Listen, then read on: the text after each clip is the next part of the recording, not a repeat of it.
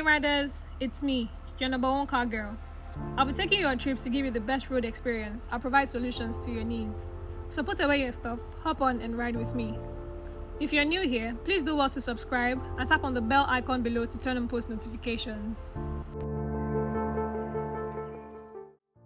So oftentimes I talk about engines in cars and you hear me say things like the inline 6 cylinders, the V6 cylinders, the W12 cylinders, and I bet you don't understand what I mean by these things. Today I decided to talk to you about the engines and put it in the simplest way possible. So I hope you stick around to listen to all of my gist.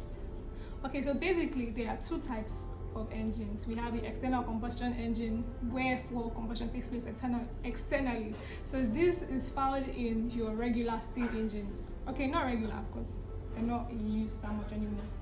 Then we have the internal combustion engines. Here, combustion takes place inside of the engine. Okay, so this we find in our cars and the other stuff that we use these days. Okay, so the internal combustion engine is actually broken down into different categories. Okay, there are different kinds of engines or different kinds of internal combustion engines. So the first category we have is based on number of strokes. Okay, so the first subcategory we have in this category is the double stroke engine. Here, the pistons move in dual motion.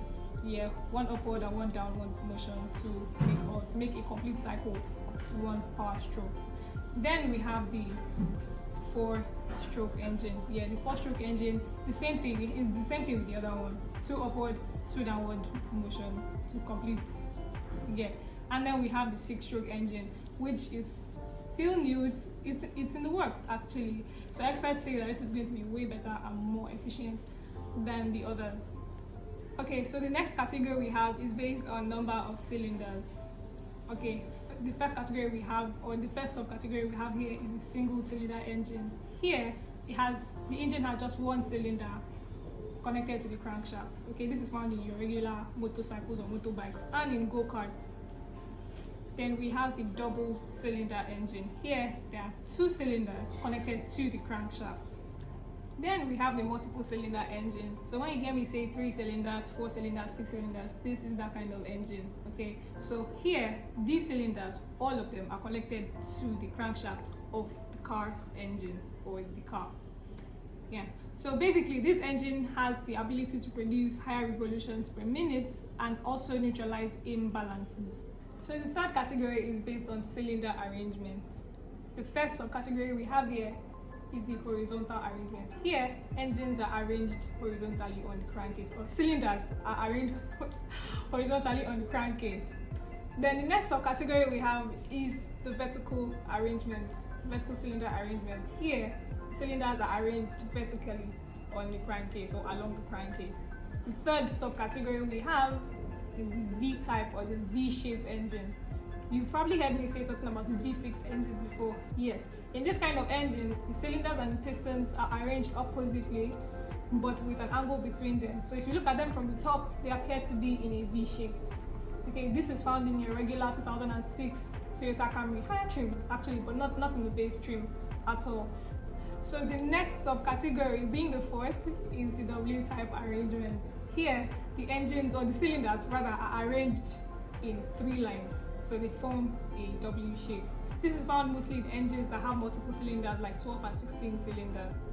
Then the last subcategory we have for this category is the opposite arrangement cylinder. Here, cylinders are arranged in opposite lines of each other. So we move on to the next category. This is based on fuel type. We have just 3 subcategories over here. The first being the petrol type engine. This engine uses petrol. Then we have the diesel type engine. This uses diesel, and then we have the one that uses gas. The 5th category we have is based on design. The first subcategory we have here is the reciprocating engine.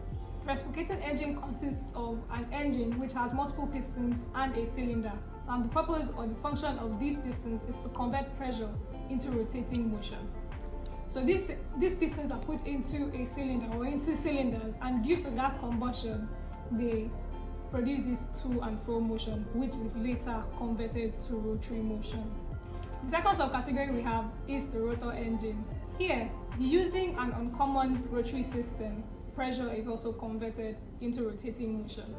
Okay, so this engine type is actually simpler and more compact than the reciprocating engine and can be found in racing cars.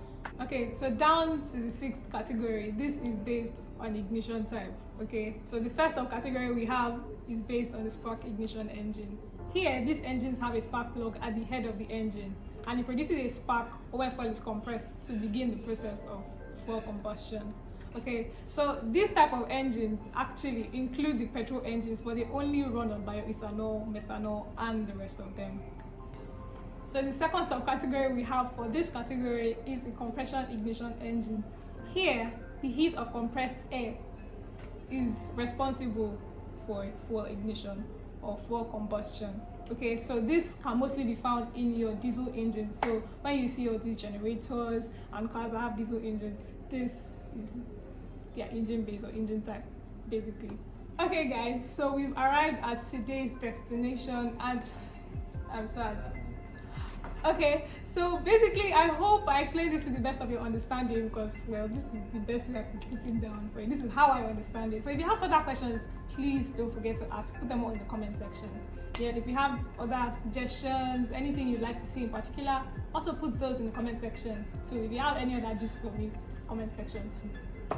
So guys, don't forget to like, hit the subscribe button, tap on the bell icon to turn on post notifications, and follow me on Instagram at Ride With Me.